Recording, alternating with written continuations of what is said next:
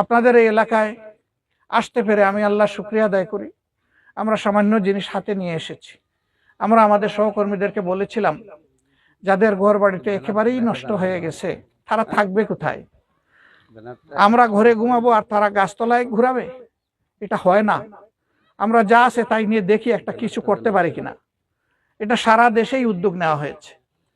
তো এখানে ভাইয়েরা আপাতত যেগুলা তারা খুঁজে পেয়েছেন সেগুলা বের করে নিয়ে এসেছেন। তাদের এই তাকলিফকে, কষ্টকে আল্লাহ কবুল করুন। কিন্তু তাদের কাজ কেবল শুরু।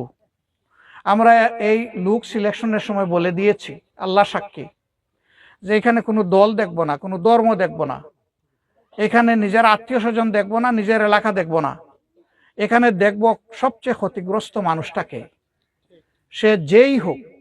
এখন দলের উপরে, ধর্মের উপরে, আত্মীয়র উপরে, এলাকার উপরে এখন মানবতা।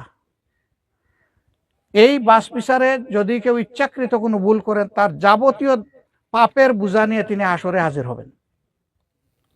আর যদি ভুল করে ফেলেন নিজের অজান্তে, আল্লাহর কাছে দরখাস্ত করে আল্লাহ যেন এই গুলামকে মাফ করে দেন, এবং আগামীতে একই ভুল যাতে না হয় এই জন্য আল্লাহ যেন তাদেরকে তৌফিক দান করেন। সম্মানিত ভাইয়েরা, আমরা আজকে কোনো দলীয় কাজে আসি নাই, আল্লাহর কসম আমরা এসেছি মানবতার ডাকে সাড়া দিতে। এরকম 12-13টা ঘর চিহ্নিত করা হয়েছে যাদের সব ঠিকানা নিশ্চিহ্ন হয়ে গিয়েছে। এর বাইরেও কিছু কিছু ঘর দুয়ার এমন আছে আংশিক ক্ষতি হয়েছে। আংশিক ক্ষতি যাদের হয়েছে তারা না হয় একটা আশ্রয় কোনো সুরত পেয়েছেন, কিন্তু যাদের সব শেষ হয়ে গেল, আসুন তাদের আশ্রয়টা এই আশায় করে দেই যে আমাদের সকলের আশ্রয় যেন আল্লাহ জান্নাতে দান করেন। আমি এখানে আপনাদের সকলকে হাত বাড়াতে বলবো, যার 1 টাকা দেওয়ার তৌফিক আছে তিনি ওই 1 টাকা দিয়ে ঘর বানানোতে শরীক হবেন। যার 10 টাকা দেওয়ার আছে 10, যার 100 দেওয়ার 100, যার 1000 দেওয়ার 1000, যার একটা বাঁশ দেওয়ার, যার একটা গাছ দেওয়ার, যা পারেন। কিছুই নাই, আল্লাহ তাকে 2টা হাত দিয়েছেন, তিনি বলবেন যে আমি হাত দিয়ে এই ঘর তৈরিতে আমি সহযোগিতা করব।